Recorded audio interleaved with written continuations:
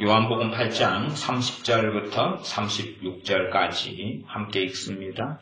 이 말씀을 하심에 많은 사람이 믿더라. 그러므로 예수님께서 자기를 믿은 유대인들에게 이르시되 너희가 내 말에 거하면 참 내 제자가 되고 진리를 알지니 진리가 너희를 자유케 하리라.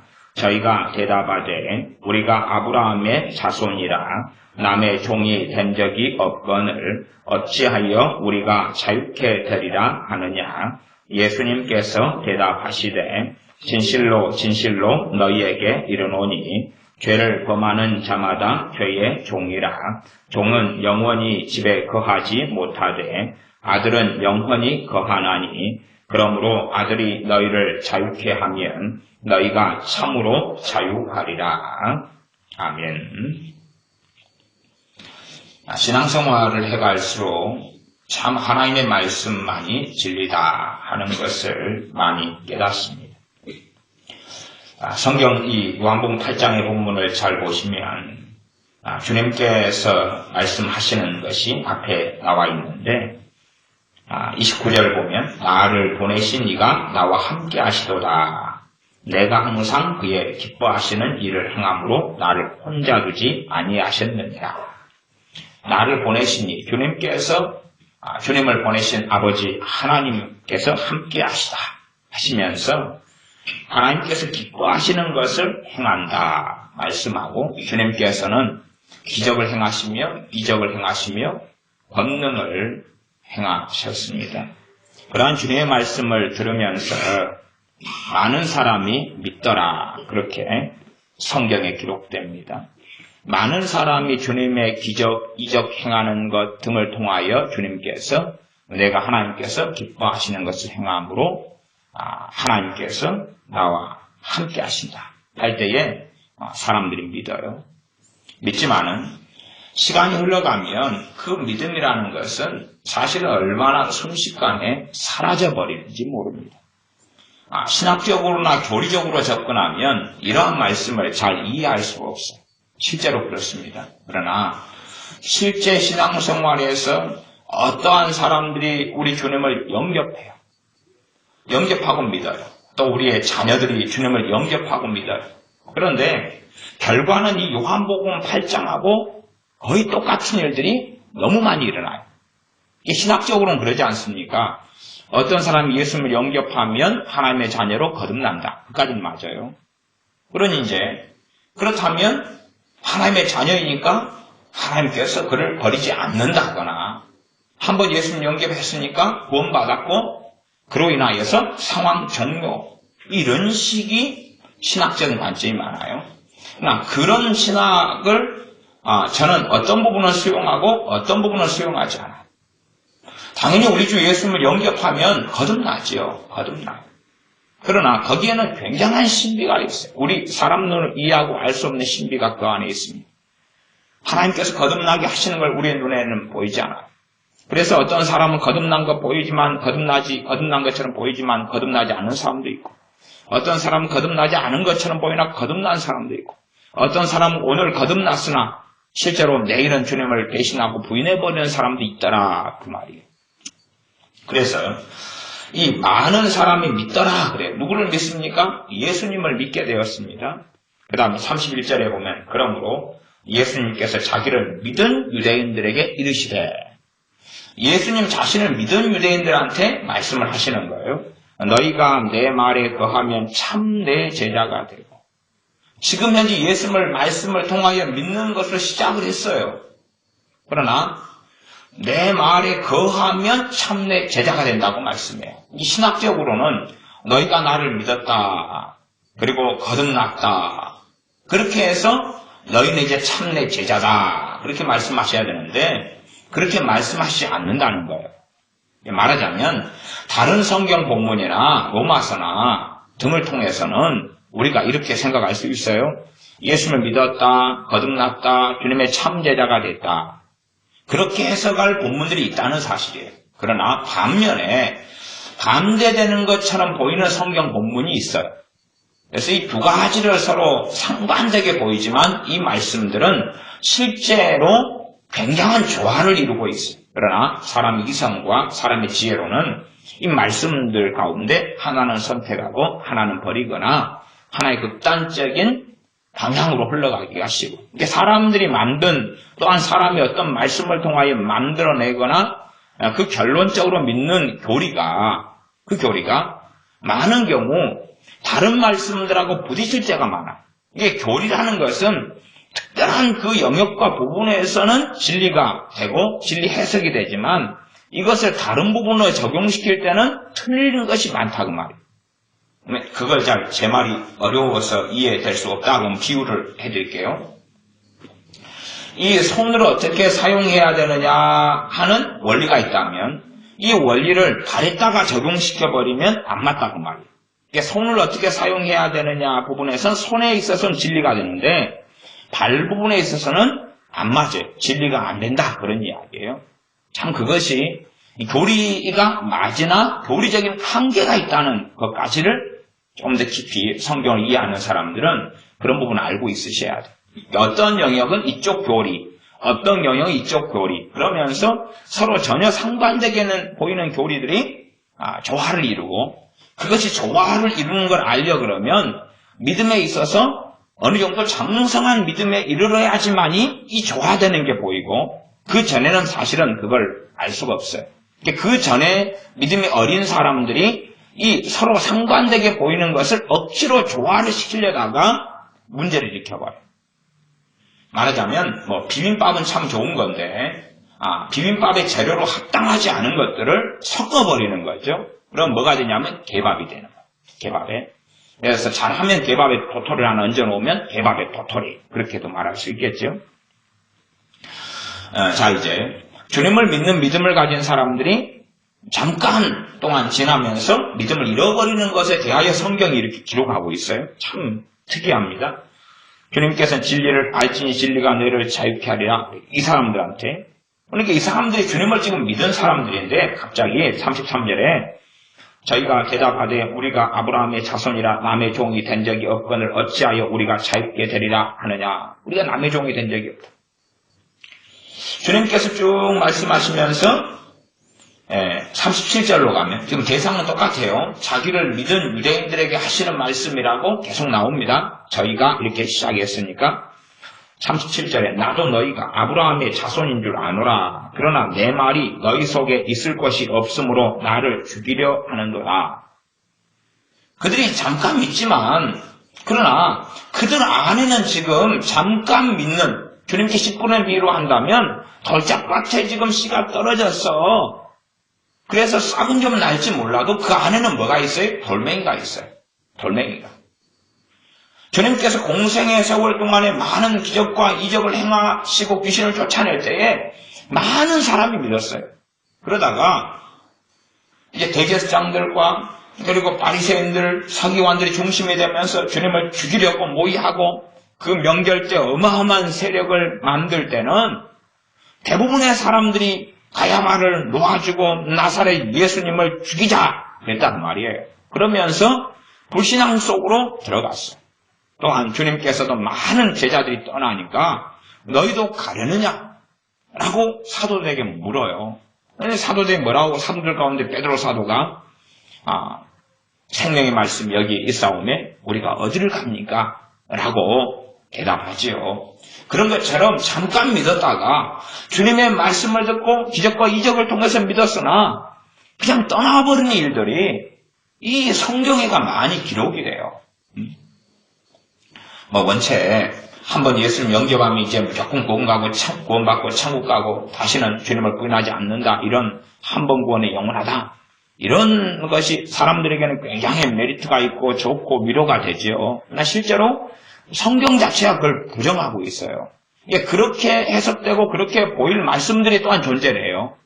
그 가운데서 지금 한 번 구원이 영원하다고 말할 수 있는 맞는 부분이 있어요. 그 다음에 많은 부분은 틀린 부분이에요.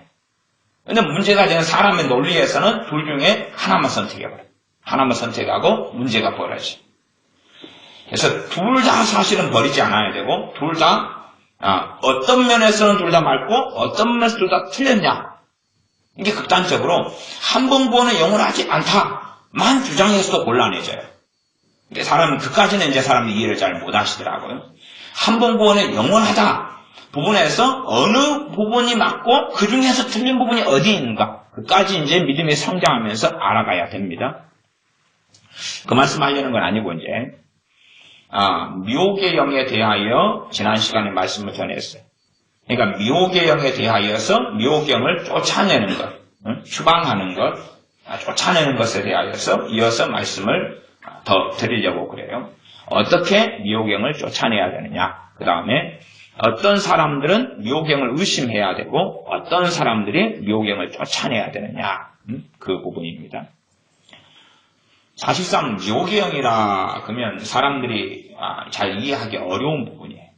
미혹의 영은 이해하기 어려운 부분이에요. 미혹의 영에는 크게 두 부류가 있습니다. 하나는 극단적으로 심각하게 미혹하는 영이 들어와 버리는 거예요. 미혹이란 말은 진리가 아니라 거짓 것을 믿도록 역사하는 그러한 악한 영의 역사를 미혹이라 그래요. 거짓 것. 미혹의 영이니까 악한 영이 거짓 것에 작용하는 거예요. 단지 그냥 우리가 수학시험 보는데 거짓말 우리는 참 많이 하잖아요. 수학시험 볼 때 거짓말 많이 하셨죠? 예. 무진이가 수학시험 봤는데 60점 나왔다 그러면 몇십 점 안 치는 거짓말 한 거예요? 40점 안 치는 거짓말 한 거잖아. 60점이 나오면 80점 맞으면 20점은 거짓말 한 거 아니에요. 1번 답이 3번인데 2번이라고 했어요. 그럼 거짓말 한 거잖아. 근데 그런 거짓말은 미혹이 역사하거나 들어오는 게 아니에요. 그렇죠? 근데 이제 어떤 것에 대한 건 문제가 되냐 그러면 성경을 잘못 해석하는 부분에 있어서는 문제가 되는 거예요. 진리의 문제, 하나님 말씀을 잘못 왜곡하고 잘못 해석하는 부분에서는 미혹의 거기에서는 침입할 심각한 문이 열리게 됩니다. 그 가운데 두 가지 부류의 미혹경이 있다라고 제가 이제 설명드립니다. 하나의 부류는 이단, 사이비 같은 무서운 미혹경이에요. 그런 것은 갑자기 급속하게 들어와. 급속하게 잠깐 동안에 갑자기 깊이 있게 들어와. 물론 그런 심각한 미혹경 이단의 영도 시간이 흘러가면서 들어오는 일들은 있더라고요. 그러나 대부분은 너무나 그 영은 강력하기 때문에 그런 사람과 접촉할 때, 그런 사람의 설교를 들을 때에 신천지다 그럼 신천지에서 일주일간 성경 공부만 했는데 그냥 들어와 버려요. 그래서 그런 사람에 대해서는 성경에서 인사도 하지 말고 집에 들이지도 말아라 그래요. 이 접촉을 통하여 깊숙하게 들어와 버려요. 그러니 그런 사람들에 대하여서 이 미혹경을 쫓아낸다는 것은 굉장히 어려운 이야기가 됩니다. 그래서 그쪽 영역의 미혹경을 쫓아내는 부분은 이제 제가 오늘 설교에서는 다루지 않는 부분이고 또한 쫓아내려면 여러 가지 조건과 상황들이 맞아져야 됩니다. 어느 날 주님께서 변화산에 가셨는데 세 제자를 데려가셨어요. 베드로 사도, 야고보, 요한 사도. 그리고 9 사도들은 남아 있었어요. 그때 무슨 일이 벌어졌냐 하면 어떤 아버지의 어린 아들이 있었는데 그 아들이 귀신이 들렸어요. 물론 아버지 입장에서는 간질로 보였고 그래서 간질이 들렸다. 아버지는 이야기하고 물에도 넘어진다. 그래서 이제 하실 수 있거든 좀 해달라고 그러고 당신의 제자들은 쫓아내지 못했다고 이야기합니다. 그때에 주님께서는 이 아버지를 책망하시고 믿음이 없고 패역한 세대여 내가 언제까지 너희를 참아야 하겠느냐. 그리고 이 아버지는 믿음 없는 것을 도와달라고 주님께 잘못을 고하지요. 그리고 사도 9명은 이 아이에게 역사하는 귀신을 쫓아낼 수가 없었어요. 주님께서는 이 사도들이 와서 물어요. 우리는 왜 쫓아내지 못했습니까? 할 때에 너희의 믿음이 적은 영혼이라 그렇게 말씀하셔요. 이게 사도들이라 할지라도 쫓아낼 수 없는 귀신들이 있었어요? 없었어요? 있었다는 이야기. 이게 단순하게 그냥 예수님의 이름만 대면 모든 귀신은 떠나가 다 쫓아낼 수 있어? 그런 망상에 젖어들어간다면 상당히 곤란한 이야기가 될 것입니다. 망치가 있다면 어떤 망치는 못을 박는 데 효과적이지만 그러나 단지 이 콘크리트에 시멘트 못을 박는데 일반 망치로는 제대로 박히지가 않아요. 그런 것처럼 용도가 다르고 어떤 귀신을 쫓아내는 권세와 능력과 은사를 가진 사람이라 할지라도 그 한계를 넘어선 상황들은 종종 있거나 심지어는 많이 있을 수 있다는 것까지 이해를 해야 됩니다. 일반적인 믿는 사람들은 귀신을 쫓아내는 은사는 없어요. 대신에 권세는 있어요. 하나님 자녀의 권세를 통하여 악한 영을 쫓아내고 물리칠 수 있어요. 그래서 우리가 최소한 교회가 역사, 귀신을 쫓아내주는 사역을 요즘 교회는 거의 하지 않기 때문에 그렇기 때문에 우리가 자력부지할 수밖에 없는 상황이 많이 벌어져요. 스스로 에게 역사하는 악한 영을 쫓아내야 돼요. 나아가서 우리의 가족, 우리의 자녀들에게 역사하는 악한 영을 부모가 믿음을 굳세게 하여서 쫓아내야 됩니다. 그 가운데 이제 무서운 것이 미혹의 영이에요. 미혹의 영. 그래서 한순간에 이단 사이비를 통하여 급격하게 들어와 버린 미혹의 영은 정말로 무섭습니다. 그런 경우는 쫓아내려 그래도 쉽게 되지도 않고 여러 조건들이 맞아야 되고 많은 사람의 협력이 있어야 돼요. 그래도 될 수도 있고 안 될 수도 있어요. 그런 부분은 아니고 이제 그런 미혹 말고 점진적인 미혹이다. 이제 이렇게 말을 하겠습니다. 표현을 하겠습니다. 급작스럽게 들어온 미혹은 왜 갑자기 들어올 수 있냐면 아주 강력하기 때문에 아주 강력하기 때문에. 그러니까 어떤 경우는 잘못된 어떤 집회 같은 데나 기도원 집회나 이런 데 가면서 안수를 받는데 이 이단 사이비에 준하는 이 미혹경이 갑자기 들어오는 경우도 있어요. 이런 경우는 정말 끔찍하죠. 전에 저희 교회 청년 하나가 한 30살 됐는데 우리나라에서 알려진 유명한 책도 쓰고 알려진 유명한 그런 목사님 알파코스의 주강사 중에 한 분인데 이분의 애언 컨퍼런스에 갔다가 애언 은사를 받았다고 돌아왔는데 아주 급격하고 무서운 미혹이 들어와가지고 왔어요. 근데 쫓아낼 수 없었어요. 왜냐하면 미혹경은 본인이 인식하고 깨달아야 돼요. 그러면 다루고 쫓아내기가 쉬운데 본인이 나는 없다. 인식하지 못하고 깨닫지 못하면 미혹경은 쫓겨나가지 않아요. 실제로 옛날보다 지금은 우리 주님을 믿는 이 크리스찬들 가운데서 미혹경이 든 사람이 굉장히 많아요. 굉장히 많은 사람들이 미혹경의 역사 속에 살아가요. 그러나 이제 일단은 미혹이다 그러면 사람들은 어떤 영역만 생각하냐 그러면 이단 사이비만 생각해요. 그리고 우리는 정상적인 신앙생활 하지, 교회 다니지, 교리가 바른 교리에 믿는 교회에서 바른 교리를 믿고 있지, 기도생활 하고 있지, 예배드리지, 교회 봉사하고 있지. 그런 정상적인 삶이기 때문에 나는 미혹에 들렸을 거라는 상상을 안 하는 사람들, 상상보다는 미혹에 들렸을 거라는 것을 인지하거나 알지 못하는 사람들이 굉장히 많아요. 굉장히 많아요.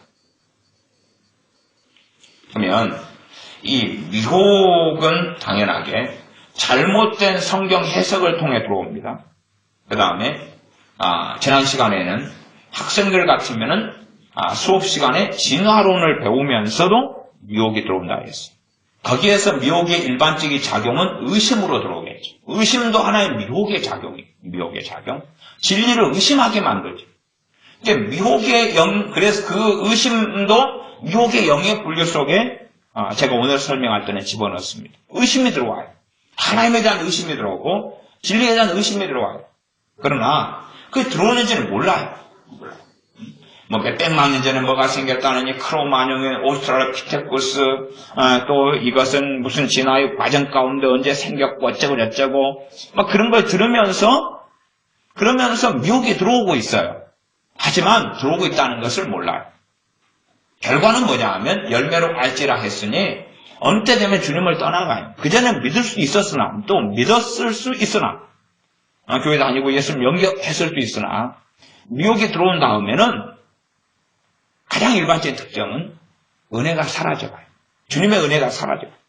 왜요? 그 사람이 누구를 받아들인 거예요? 영을 받아들인 거예요. 미호경을 받아들이니까 미호경은 계속 작용하기 시작해요.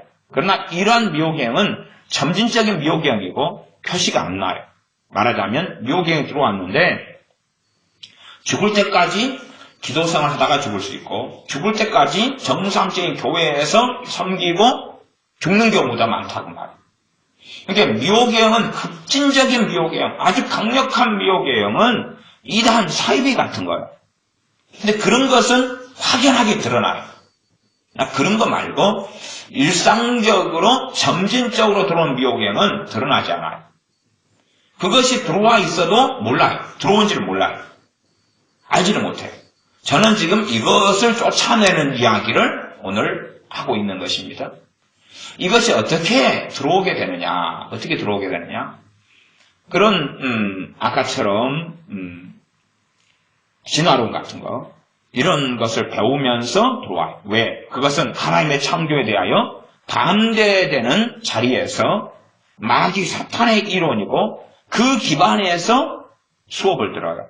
그래서 학생들 같으면 이게 싸울 준비를 해야 되는데 싸우려면 하나님의 창조에 대하여 공부를 하고 있어야 돼요. 과학을 공부하는 한은 공부를 해야 돼. 그래야지만이 싸울 수가 있어요. 그렇지 않으면 싸우지 못해요. 왜냐하면 이 생물이나 과학이나 지구과학이나 이 등등에서 가르치는 과학이 과학이다 그러면 진리라고 생각해요. 학생들은. 왜? 과학적인 지식이 별로 없기 때문에 거기에서 가르치는 것을 그대로 믿어버려요.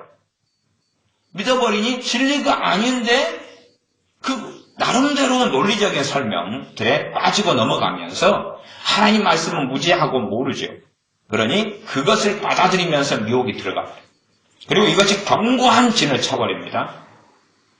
그 다음은 사회적으로는 이 공산주의 사상, 사회주의나 공산주의 사상, 그 다음에 사회에서 함부로 비판하고 비난하고 정죄하고 노조운동 같은 거 이런 속에 들어가면서 이 완전한 거짓말을 지어내고 이간질을 지어내고 뉴스, 미디어, 보도 같은 걸 통해서 이걸 받아들이는 사람이 어느 때 되면 미혹경이 들어가 버리고 그 다음에는 사실은 주님과 상관없는 삶을 살거나 아니면 미혹경에 들어간 사람의 보편적인 열매인데 신앙생활을 오래 해도 아무런 열매가 없어요. 아무런 열매가 없어요. 주님을 오래 섬겨도 아무런 열매가 없어요. 아무런 열매가 없다는 건 뭐냐 하면 미혹경이 작용하고 있기 때문에 성경도 보고 예배도 드리고 설교도 듣고 기도도 하고 그러는데 하나님 말씀을 깨닫지는 못해요. 공부는 열심히 해요. 그러나 본인은 느껴요. 제자리 걸음이라는 것을. 계속 제자리 걸음에 머물러요. 예배를 드리지만 주님을 사랑하게 되지는 않아요. 주님을 사랑한다는 것은 제가 설명하자면 그렇습니다. 주님을 사랑하게 된다면 주님이 우선순위가 돼요. 주님이 우선순위 중에서 최우선순위가 돼요. 주님을 중심으로 생각을 하게 돼요. 그러나 주님을 사랑하지 않게 된다는 이야기는 주님을 항상이나 자주나 잊어버려요. 언제는 기억하냐 그러면 예배드리는 날 되면 혹은 심각한 문제가 일어났을 때 어려움이 일어났을 때만 생각해요. 그리고 주님을 잊어버려요. 망각해요. 예배드릴 때만 잠깐 생각해요. 그러니 신앙생활을 해도 다람쥐 쳇바퀴처럼 계속 제자리 걸음을 빙빙 돌아요. 10년이 지났는데 제자리, 20년이 지났는데 제자리, 30년이 지났는데 제자리. 제자리에서 빙빙빙 돌아요. 빙빙빙 돌아요. 그러면 당연하게 의심해야 돼요. 무슨 영이 침입했다고요? 미혹의 영이 침입했다고 의심해야 돼요. 그러니까 미혹의 영이 침입해서 그 미혹의 영을 종류별로 여러 가지 상황 속에 미혹을 받아들였다면 그 미혹의 영은 힘이 세요. 힘이 세기 때문에 그 사람을 아무데나 끌고 갑니다. 그럼 미혹의 영은 결정적으로 언제 역사하겠습니까? 결정적인 선택의 순간대에 심각하게 역사해요. 그러니까 미혹의 영이 내게 침입했다 그러면 언제는 표시가 상당히 나냐 그러면요.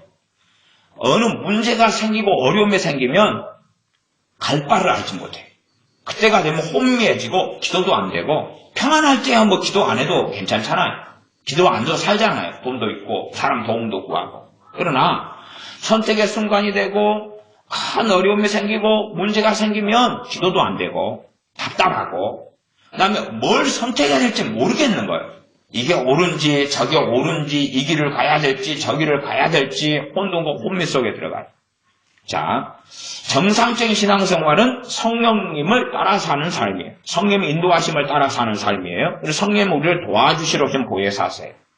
그러면 평상시에는 성령의 역사하심이 크게 안 느껴지고 누리지 못한다 할지라도 문제가 없어요. 그러나 본질적으로 우리가 하나님의 자녀이고 하나님 우리를 돌보시고 붙드셔야 돼요. 성령의 도우심과 사역을 통해서. 그렇다면 심각하고 중요한 일이 됐을 때는 정말로 주님을 사랑하는 사람에게는 성령의 역사 그때 더 강하게 나타나요.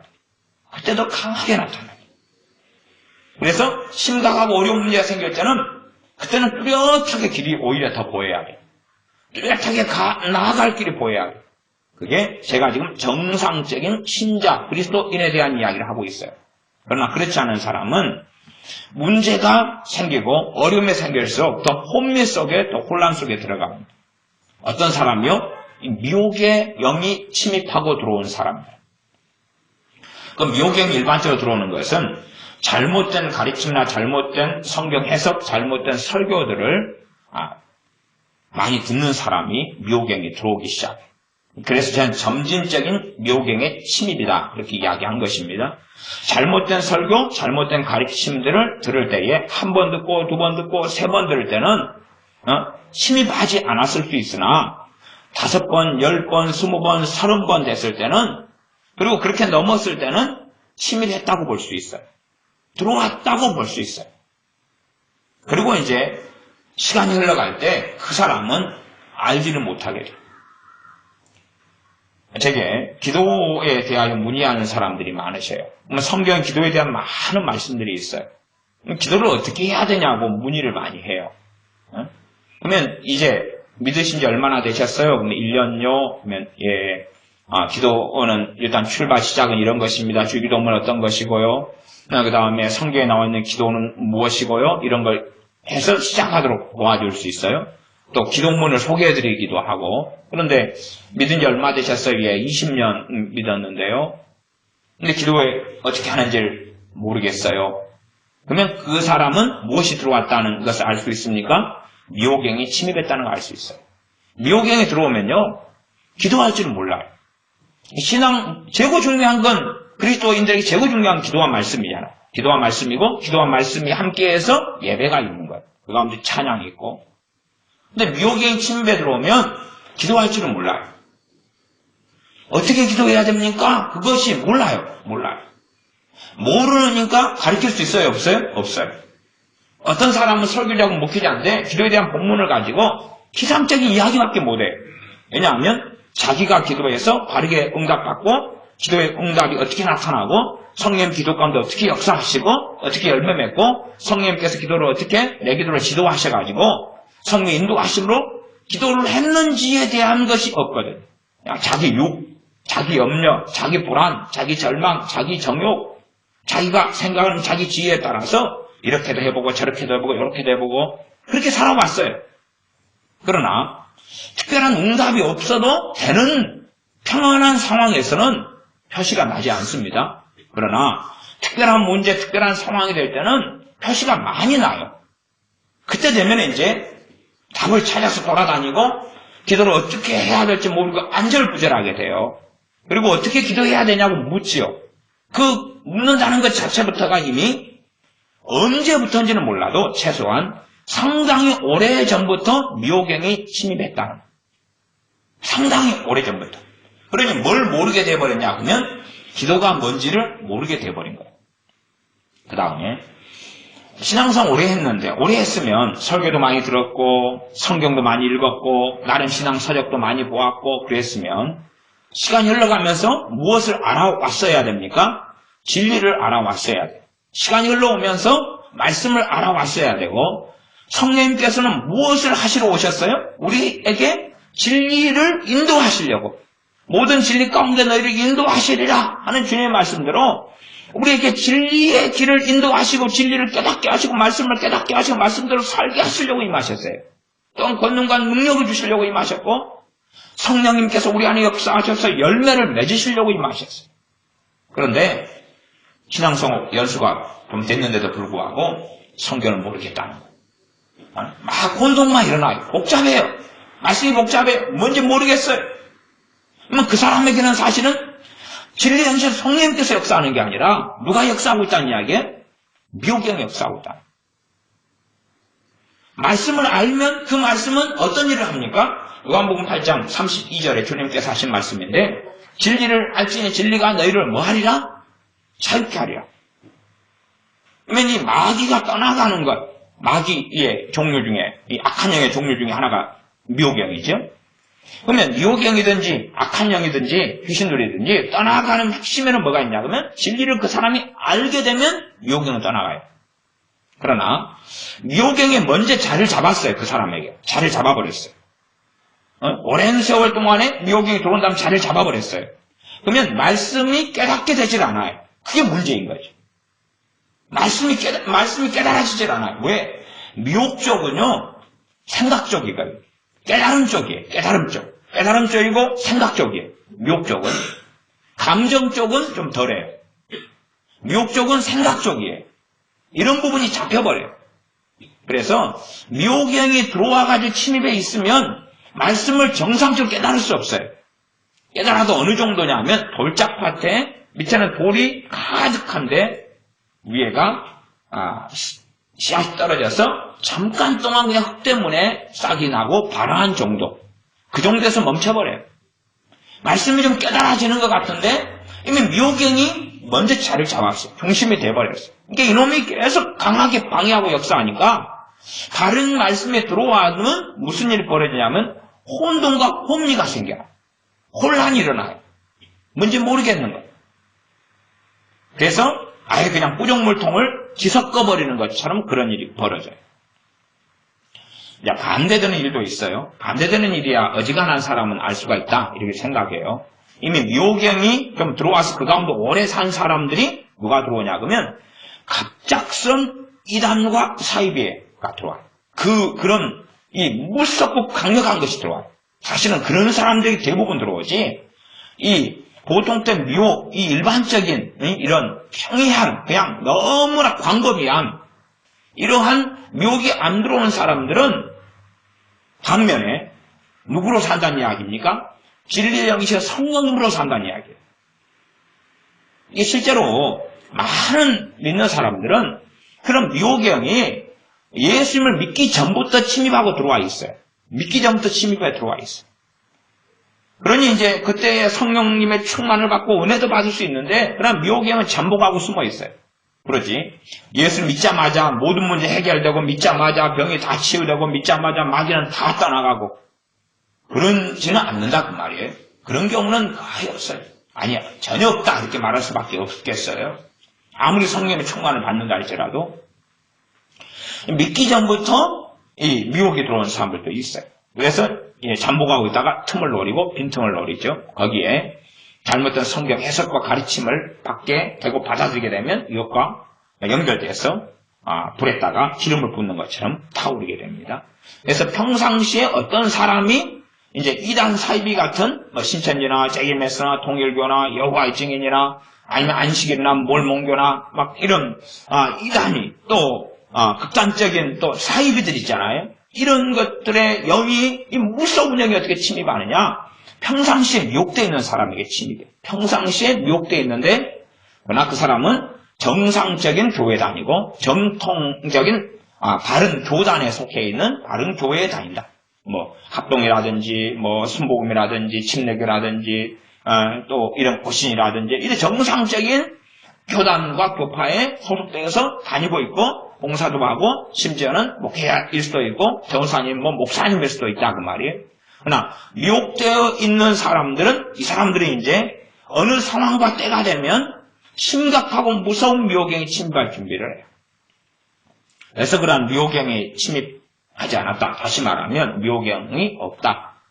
그렇다면 그 사람에게는 미혹의 영은 그걸 다른 말로 하면 비진리의 영 그렇게 설명할 수 있어요. 비진리의 영. 진리의 영은 누구십니까? 성령님이셔요. 그러면 내가 성령님을 따라서 말씀을 깨우쳐가고 있어요. 깨우쳐가고 깨달아가고 있어요. 이게 미혹의 영이 침입에 들어오면 성경 지식은 늘어가지만 말씀의 능력은 경험하지 못해요. 말씀에 살아있는 것은 경험하지 못해요. 미혹의 영이 침입한 사람은 그래요. 다양한 종류와 상황 속에 미혹의 영이 들어갑니다. 저는 하나님의 음성을 듣는 법, 어떻게 음성을 들어야 되는가 설교를 제가 예를 들어서 한 50번을 했다 그러면은 하나님의 음성을 듣는 것의 위험성은 5번이나 10번 정도 설교했습니다. 그렇게. 그래서 어떤 분들은 하나님의 음성을 듣는 것이 얼마나 듣는 기도, 음성을 듣는 것에서 마귀가 얼마나 침입하기 좋고 얼마나 이 악한 영을 성령님이라고 받아들이기 좋은가. 실제로 제가 예전에는 성경을 가지고 성령의 음성을, 주님의 음성을 어떻게 들을 수 있는가를 많이 설명했었어요. 시간이 흘러가니까 무서운 점이 뭐냐 하면 음성 듣기를 하는 사람들 가운데 미혹의 영에 든 사람들을 많이 만나게 됐어요. 음성 듣기 하는 사람들. 음성 듣기 하는 사람들이 미혹의 영을 많이 받는 거예요. 음성 듣기 하는 단체들 또 그런 데서 배워가지고 미혹의 영이 많이 들어온 거예요. 그러면 그런 사람을 조사할 수밖에 없잖아요. 상담하고 조사해요. 왜? 미혹의 영이 들어가 있으니까. 그걸 본인이 인식하고 있는 사람들도 있어요. 인식하는 사람들이 이제 저한테 이야기할 거 아니에요. 미혹의 영이 제게 들었습니다. 근데 쫓겨나가지가 않아요. 그런 인식들을 하는 분들. 그러면 어디서 들어왔냐 찾아보면 귀신의 음성을 성령의 음성으로 받아들이는 거예요. 이게 어떻게 받아들이냐면 묻지요. 묻는 기도를 해요. 묻는 기도를 해요. 이건 뭡니까? 이건 어떻게 해야 돼요? 오늘 어떻게 살까요? 제가 어디를 갈까요? 그런 식이죠. 또 어떤 직장을 선택해야 돼요? 이런 식으로 묻고 들으려고 그래요. 근데 성령님께서는 역사하시지 않아요. 대부분은 그런 음성으로 응답하시지 않는다 그 말이에요. 그러면 그럼에도 불구하고 그 사람은 음성을 기다리고 있어요. 그러면 누가 응답하겠어요? 네? 악한 영이 응답하죠. 문제는 악한 영의 소리를 성령으로 받아들여요. 그런 것이 한 번, 두 번, 세 번, 네 번, 5번이 되어진 다음에 미혹의 영은 침입하고 들어와 봐요. 그러니 이제 기도 속에서 그런 식으로 침입하고 들어왔다면 그 사람의 기도 생활은 망가져버리죠. 망가져요. 망가진 다음에 기도 생활을 못하고 안 하느냐? 해요. 더 많이 할 수 있어요. 문세오하고 철야도 하고 작정기도도 하고 24시 기도도 하고 많이 해요. 얼마든지 그래요. 왜? 이미 그 사람의 기도는 틀어지고 어긋나 버렸기 때문에 기도를 아무리 많이 해도 응답이 없거든요. 아무리 많이 해도 자기 열정, 자기 욕체, 자기 열정으로 하지 그런 사람 기도가 5년, 10년 지난 다음 열매를 확인해보면 아무것도 없어요. 오히려 비참한 생활과 삶, 또 자기에게 있는 질병, 하나님과 거리가 너무 먼 자신, 영적인 방황 속에 있는, 영적인 침체 속에 있는 자기밖에 발견을 못해요. 그래서 이 음성 듣기의 위험성에 대해서는 제가 여러 차례 설교했습니다. 이제 극단적인 이야기 두 가지를 할 수밖에 없는데, 하나는 주님께서 내 양은 내 음성을 들으며 말씀했어요. 그거 하나. 그 다음에 사도행전을 살펴보시면 사도행전에 정말 그 어느 때보다도 하나님이 함께 하시는 사도들이 음성을 쉽게보다 음성을 들어야 될 상황에서 듣지 못하고 있다는 것을 확인할 수 있어요. 사도들이. 누구보다 주님을 사랑하고 누구보다 성령으로 충만한 사도들이 음성을 들어야 되는 상황에서 못 들어요. 아니, 그들은 묻지도 않고 그리고 하나님께서 말씀하시지도 않아요. 그러면 지금 사람들은 어떠냐? 사도들보다 스스로 훨씬 낫다고 착각하고 생각하는 거죠. 사도 바울과 바나바가 2차 전도여행 때 마가 때문에 싸워요. 마가를 데려가야 된다, 데려가지 말아야 된다. 그리고 너무나 극렬하게 싸워가지고 헤어지고 맙니다. 갈라서고 말아요. 그때 그들은 간단하죠. 하나님 누가 옳습니까? 나를 데려갈까요 말까요? 그만 물으면 될 거 아니에요. 그런 식의 듣는 기도, 묻는 기도가 유행하는 요즘 세태라면. 그러나 하나님께서는 거기에 말씀하시지 않아요. 사실은 그런 식으로 묻는 게 다 옳다면 하나님 66권으로 말씀하실 이유가 없는 거예요. 하나님은 명백하게 지금도 말씀하시는 것, 성령이 말씀하시는 것에 대해서는 또 저도 많은 경우에 성령의 음성을 듣고 살아요. 설교 때 무슨 말씀을 전합니까? 기도하면 뭘 전하라고 제게 말씀하셔요. 그러니 제가 음성 듣기를 반대하는 사람은 전혀 그런 게 아니에요. 은사 중간론자도 아니고. 그러니까 성령의 은사들을 통하여도 많은 음성을 들어요. 그런데 그럼에도 불구하고 음성 듣기를 하다가 미호경에 들어와 버린 사람이 굉장히 많아요. 굉장히 많아요. 아주 많아요. 아주 많아요. 그래서 그런 사람들은 이제 기도 응답이 뭔지 모르고 바르게 그 자신의 기도할 때에 성령님으로 기도하며라고 성경에 기록되는데 성령님으로 기도하는 것이 뭔지를 모르게 돼버려요. 왜냐하면 미호경이 침입하고 들어왔기 때문에 자기 열정, 자기 열심, 자기 쓰고 자기 감동으로 기도해요. 그러니 그 사람들의 기도는 열매를 맺지 못하죠. 나아가 주님 앞에 심판대 앞에 섰을 때에 절대는 칭찬을 듣지 못할 거예요. 반드시 책망 이상을 받게 될 거예요. 왜냐하면 기도를 뭘로 했어요? 미혹의 영으로 했어요. 자기 욕으로 하거나 미혹의 영으로 기도했어요. 그러니 열매가 없죠. 열매가 없는 걸 누구의 책임으로 돌립니까? 하나님의 책임으로 돌려요. 하나님 왜 응답 안 했습니까? 하나님 왜 나를 비참하게 놔두셨습니까? 그거요. 미혹경에 많이 든 사람은 성경을 보아도 은혜가 없어요. 성경을 보아도 미혹경에 침입했어요? 미혹경을 받아들였어요? 사실은 주인을 바꿔버린 거죠. 그러나 예수 믿는 사람은 남아있어요. 성경 읽을 때 성령님께서 역사를 하셔요? 안 하셔요? 안 하셔요. 안 하셔요. 침입했기 때문에 말씀을 읽을 때 깨달아지지 않아요. 말씀이 은혜가 되지 않아요. 말씀의 능력을 경험하지 못해요. 단지 이 성경책은 하나님 말씀이다 라고 믿고 말하고 주장할 수 있으나 세상에 있는 좋은 책 중에서 더 좋은 책에 불과하다는 정도만 경험해요. 나아가 성경 읽으면 잠이 오겠지. 성경 읽으면 지루하지. 왜? 성경을 그냥 읽는다고 말씀을 깨달아지는 게 아니라 그렇지 않기 때문에 주님께서 보혜사 성령님을 보내셨어요. 모든 진리 가운데 인도하게 하시려고. 그러나 나의 성경 읽기 가운데 보혜사 성령님께서 역사를 안 하시는 거예요. 역사를 안 하시는 거예요. 미혹경이 침입하고 들어왔기 때문에 그래요. 그런 사람들의 신앙생활은 오래되어도 열매가 없어요. 그리고 점점 방황하게 됩니다. 이것이 옳은가 쫓아가고 저것이 옳은가 쫓아가고 저것이 옳은가 쫓아가요. 제가 어쨌든 미혹경에 대해서는 지금까지 설교를 교회에서 여러 차례 했기 때문에 미혹경이 어떻게 침입하고 들어오는 이런 현상들에 대해서는 뭐 더 자세하고 광범위하게는 이야기하지 않겠습니다. 그래서 여러 가지 상황을 통해 들어온다 이렇게 말씀드렸어요. 일반적으로 기도하다가 음성 듣기 하다가 들어오기도 하고 말씀을 읽고 하다가 잘못되게 말씀을 자기가 풀어요. 자기가 풀어요. 그러면 그것도 비진리가 되죠. 이게 반복되어지면 이제 들어오기 시작해요. 들어오기 시작해요. 들어오기 시작하면 그때부터 성령님의 역사하심이 사라져가요. 왜요? 미혹경을 따라서 그 사람은 이제 행하거든요. 그러나 그건 별로 표시 안 납니다. 표시 안 나기 때문에 미혹경에 들어왔으나 들어온 줄 모르는 사람들이 대다수다 그 말이에요. 그래서 제가 주님 말씀하신 대로 열매로 보고 알라라고 이야기했어요. 열매로 보고 알라. 그래서 미혹경을 쫓아내야 되는 부분이 있어요. 미혹경을 쫓아내야 되는 부분. 예, 여러분이 그런 부분에서 혹여나 미혹경이 내게 들어왔을 가능성이 좀 너무하다 이런 분들은 자기를 살핀 다음에 미혹경을 쫓아내고 물리치셔야 돼요. 그래서 이제 미혹경이 약하게 들어온 경우는 한쪽 편에는 성령의 역사가 있어요. 있으니까 그런 사람들은 조금 더 나아요. 그런 사람들은 다른 말씀들을 듣고 깨닫는 부분이 생기면 이 미혹경은 거의 자동적인 것처럼 물러가요. 그런 분들은 좀 좋아요.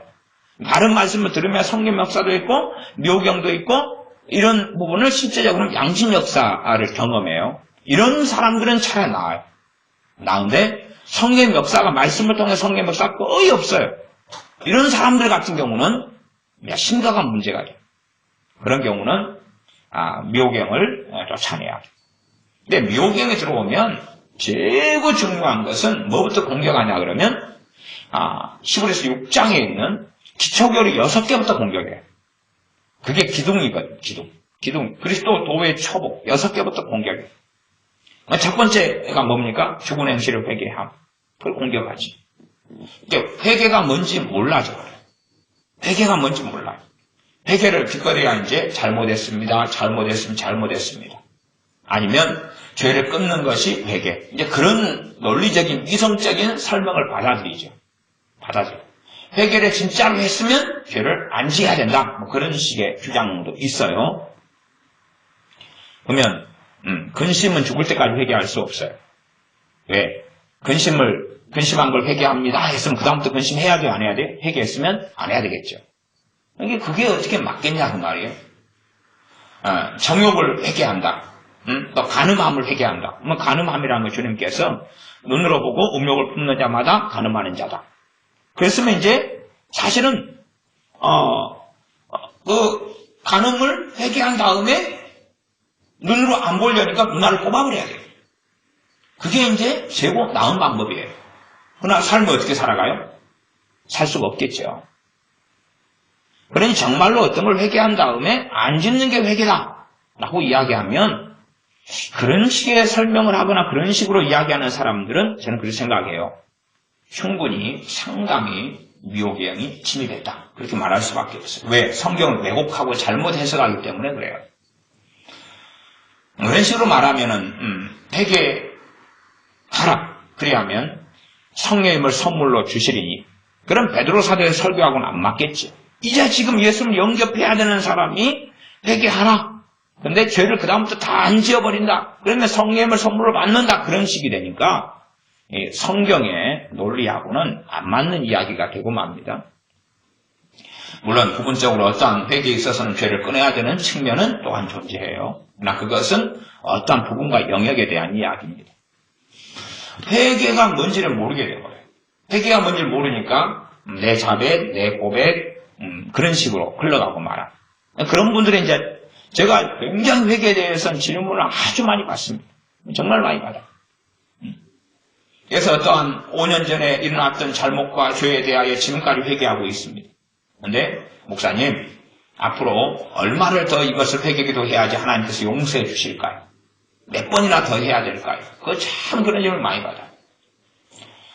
또 이거에 대해서는 얼마나 회개해야 용서받을까요? 그런 질문은 너무 흔하게 받아요.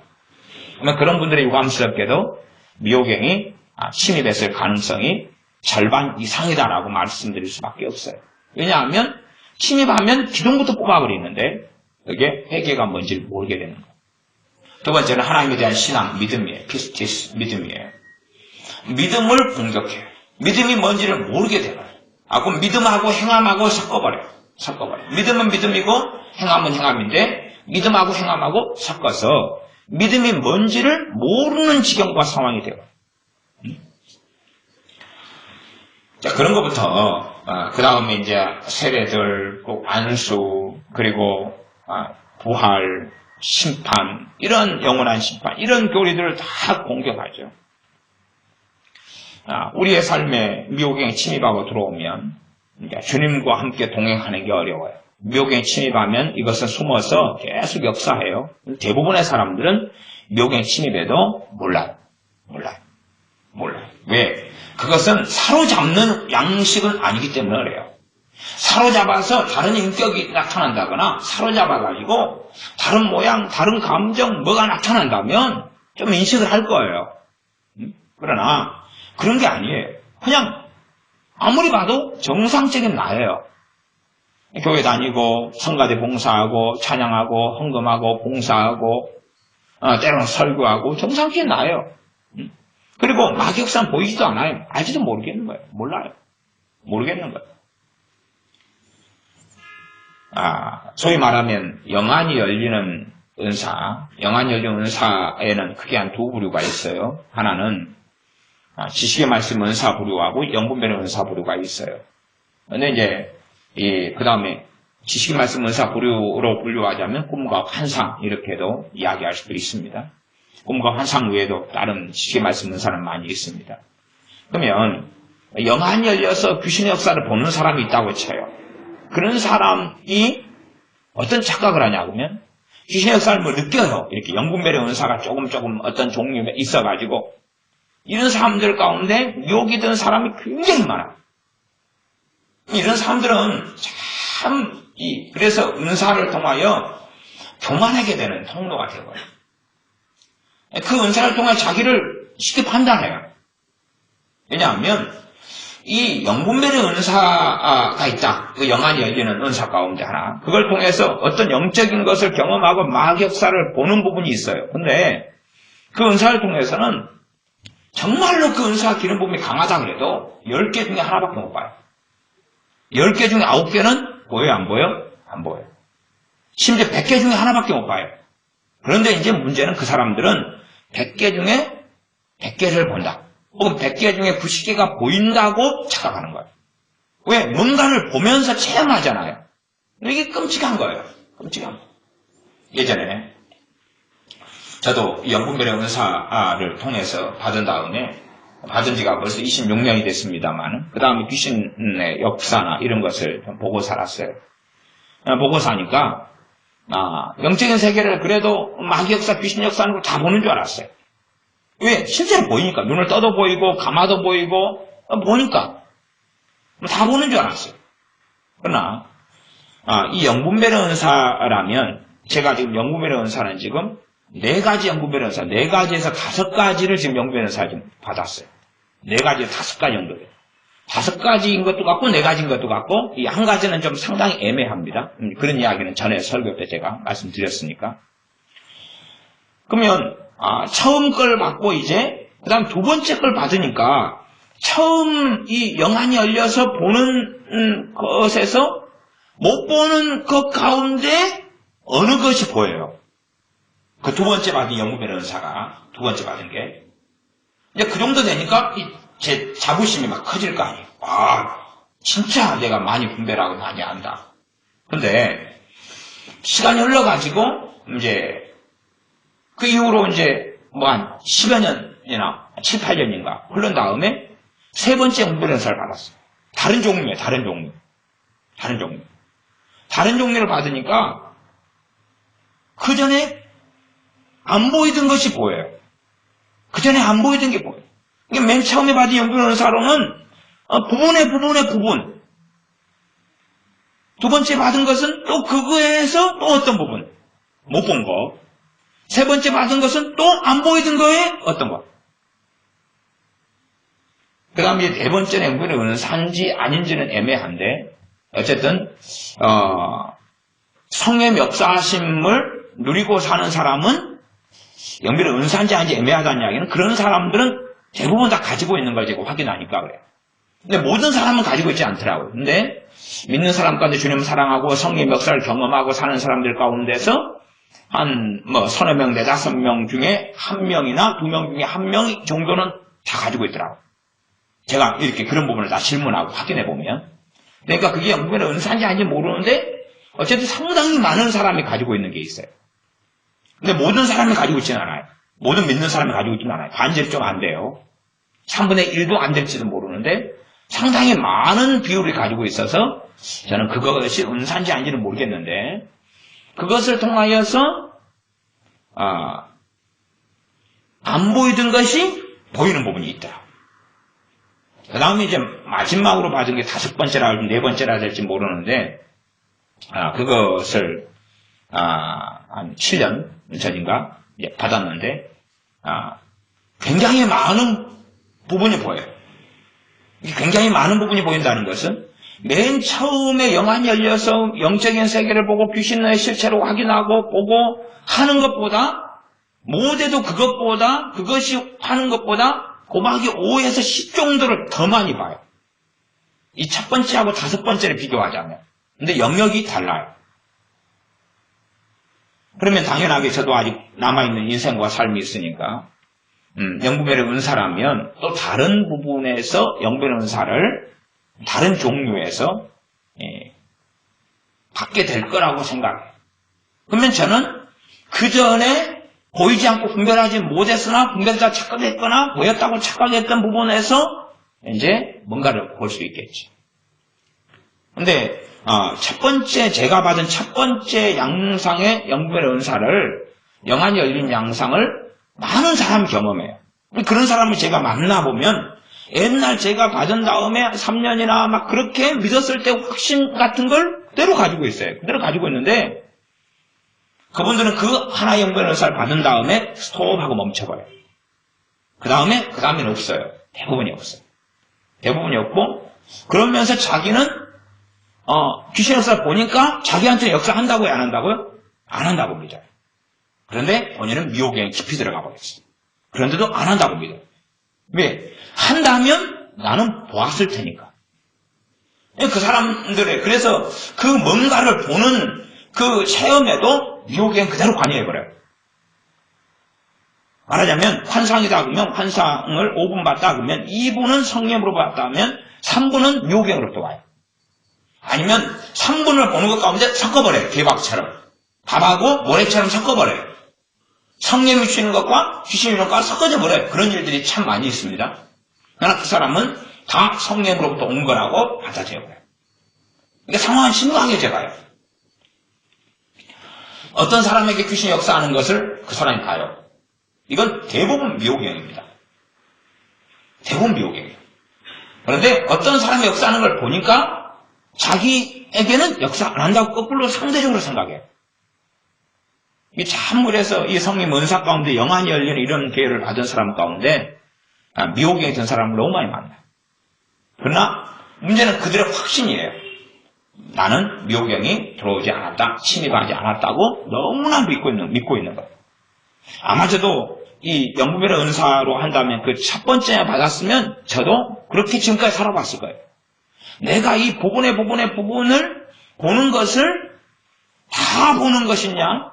그 확신과 담대함 가운데 살았을 거예요. 지금은 이제 제가 영분별의 은사를 4개인지 5개인지 이걸 받아가지고 그걸로 분별하고 보는 부분이 있지만은 그러나 진실로 어떠한 영역들에서 몇 분의 몇을 보는지도 모르겠어요. 5분의 1인지 10분의 1인지 100분의 1도 못 볼 수가 있어요. 그게 참 우리가 겸손할 수밖에 없고 우리가 스스로 삭단하고 착각하지 않아야 될 것이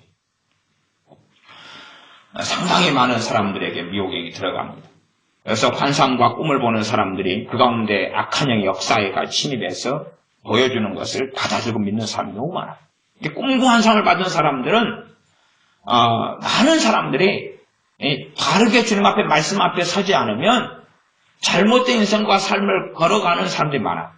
이게 꿈과 환상을 통해 하나님 말씀 막 하시는데 결과는 뭐냐 그러면 한 20년, 10년 지났는데 그런 걸 안 보고 안 듣는 사람보다 못하거나 아무 일 없어요. 아무 일 없어요. 뭔가를 보는데 아무 열매가 없어요. 제가 이야기하는 열매라는 건 최소한 뭡니까? 성령님의 열매들, 사랑. 주님의 사랑을 더 많이 체험하고 그 은혜에 감사하고 감격하고 주님의 사랑을 너무 많이 누리고 살아가니까 다른 사람을 그 사랑으로 주님의 사랑으로 사랑할 수 있게 돼가는 거예요. 기락 기쁨이 있어요. 환경을 초월한 기쁨이 있어요. 평안, 환경을 초월한 평안이 있어요. 지금 인간적이고 육적인 평안을 이야기하는 게 아니라 성령님으로부터는 평안이 있다는 말이에요. 그런 것부터 오래 참음, 자비, 양성, 충성, 온유, 절제. 그런 성령님이 맺으신 열매들이 나타나는 거예요. 그 사람 믿음이 성장해가고 자라가고 주님을 알아가고 닮아가고 은혜 속에 살아가죠. 그래서 미혹행이 침입한 사람들 같은 경우는 말씀을 가리키고 어떻게 해도 벗어나지 못하더라고요. 시간이 흘러도 계속 제자리. 계속 제자리처럼 맴돌아요. 왜냐하면 미혹행이 쫓겨나가지 않으니까. 성령 역사라도 좀 어려운 거 있는 사람, 은혜가 있고 성령 역사 좀 어려운 거 있는 사람은 미혹행 역사하더라도 성령이 같이 역사하시니까 말씀을 깨달아지면 이것이 잘 떠나요. 은혜 받고 맡기면 잘 떠나는데 미호경이 안에 중심을 잡아버린 사람은 첫째는 성령 충만을 받지 못해. 언제까지는요? 미호경이 떠나기 전까지. 성령의 충만을 받지 못해. 어쨌든 누구에게 얼마나 들려있느냐까지는 이야기하지 않겠습니다. 미호경은 우리가 생각하는 것보다 훨씬 심각하게 많은 사람들에게 침입해 있습니다.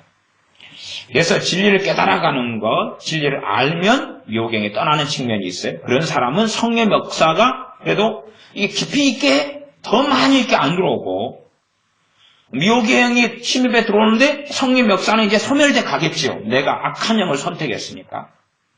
그렇지만 아직 다 성령의 역사하심에 소멸되지 않고 성령님께서 계속 어느 정도까지 역사하고 있는 사람들은 진리의 말씀을 깨달으면 진리가 너희를 자유케 하리라 하는 역사가 나타나요. 성령님께서 말씀 능력이 나타나게 해서 미호경이 떠나가고 악한 영이 떠나가는 일이 벌어집니다. 그것이 일반적으로 이제 일반적인 가장 좋은 축사예요. 좋은 축사. 두 번째는 회개하고 쫓아내는 것이죠. 회개의 본질은 뭐냐 하면 내 죄를 주님께 드리는 거예요. 회개의 본질은 주님께서 나의 모든 죄를 담당하셨다는 것을 내가 믿고 있는 거예요. 심지어 내가 내일 지을 죄라 할지라도 주님께서는 값을 지불하셨어요. 구원파처럼. 그러니까 회개하지 않아도 된다는 게 아니라 심지어 1년 뒤에 지을 죄라 할지라도 값은 지불되었어요. 내가 짓는 죄에 대한 값은 주님이 십자가에서 지불하셨어요. 그것을 첫째는 알아야 돼요. 그리고 죄의 용서는 내가 입으로 고백한다고 용서받지는 않아요. 그런 행위의 용서가 달려있는 게 아니에요. 주님의 피 흘리심에 달려있는 거고 주님의 대속에 달려있는 거예요. 회개의 본질은 내 죄를 주님께 드릴 믿음이 있느냐. 정말 내가 주님께 내 죄를 드렸을 때에 주님이 받으실 거냐.